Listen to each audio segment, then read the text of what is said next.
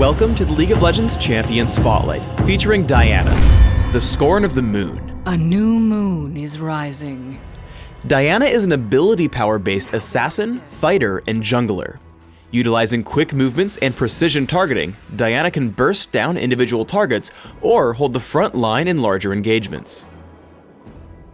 Diana's passive is Moonsilver Blade. Diana automatically enjoys increased attack speed, and every third attack will deal bonus damage in an area. Not attacking for a few seconds will reset this attack timer. Crescent Strike sends out a nuke that arcs from Diana's right, damaging and applying Moonlight to all enemies it hits. Moonlight reveals enemies for a few seconds and interacts with her ultimate, which we'll get into later. As Diana's primary damage tool, you'll typically want to max it as quickly as possible. I speak only truth. Pale Cascade shields Diana for a few seconds, and creates 3 orbiting spheres that explode on contact with enemies, dealing damage in an area. If all 3 spheres explode, Diana's shield is refreshed. Pale Cascade is a must-have for jungling, so if this is your goal, take at least 2 points quickly, and in most cases we'll want to max it second. Moonfall pulls in and slows all surrounding enemies. Taking an early point will help you secure kills and save allies, but usually can be left at just 1 point until maxing your other abilities. Diana's ultimate is Lunar Rush. Lunar Rush teleports Diana to target enemy and damages it upon arrival. If Lunar Rush is cast on a target afflicted with Moonlight, the cooldown is immediately refreshed. As with all ultimates, take Lunar Rush at levels 6, 11, and 16. There are 4 important notes to remember when jungling as Diana. First, position yourself so that Moonsilver Blade will hit the entire jungle camp. Second, don't use Pale Cascade when the monsters are almost dead, as you'll want the cooldown to be ready for the next camp.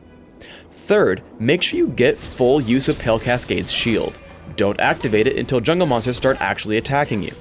Finally, try to position such that detonating the spheres from Pale Cascade hit all the monsters of the camp. When ganking, try to get into position to land Moonfall first. Here, Diana is able to flash into range from Moonfall, hitting all 3 spheres in Pale Cascade as well as Crescent Strike and Moonsilver Blade. It's important to save Moonfall until your opponents actually try to run. As Diana takes on Hecarim with the help of her team, she deals as much damage as possible with the rest of her abilities. Only once he tries to run does she hit Moonfall, pulling him back into range for Terek's Dazzle and the kill. In order to gain a bit of extra speed when clearing the jungle, or escape from chasing enemies, remember that you can reveal jungle monsters with Crescent Strike and then jump to them with Lunar Rush. If you generally save Lunar Rush until you can put Moonlight on your target, it's usually worth using it again if it will secure the kill. Here, Diana puts some early damage on Renekton, lands Crescent Strike, and follows up with Lunar Rush. After he flashes away, Pale Cascade plus Lunar Rush will deal enough damage to pick up the kill, so Diana charges in. When playing Diana as an assassin, it's important you constantly roam around the map to help your allies. As Diana finds Brand in trouble, she lands Crescent Strike and immediately hits Lunar Rush. Hitting Moonfall into a second Lunar Rush, she gets behind Gragas and grabs the kill. Diana players will have to decide whether to hit Lunar Rush right away to catch up to an opponent, or wait for Crescent Strike so they can refresh its cooldown. After Diana gets Hecarim low, he starts to get away. Instead of hitting Lunar Rush to close the gap, she waits for Crescent Strike to come back from cooldown. This allows her to hit Lunar Rush twice, picking up the kill. As the game wears on and turrets fall, Diana should look for opportunities to sneak through the jungle and flank her opponents. Using Pale Cascade and Moonfall, she pulls Brand in for an easy Crescent Strike, into 2 Lunar Rushes and Moonsilver Blade for the kill. In teamfights, it's important that Diana focus on assassinating the highest priority targets first. Here, as a battle breaks out, Diana takes the time to kill both Nunu and Brand. This leaves Kog'Maw untouched and allows him to clean up the fight, killing Diana before she can do anything to him. When building Diana, I recommend starting with early game ability power damage, rounding out your end game with some extra durability. I also recommend getting a bit of early armor and attack speed when jungling.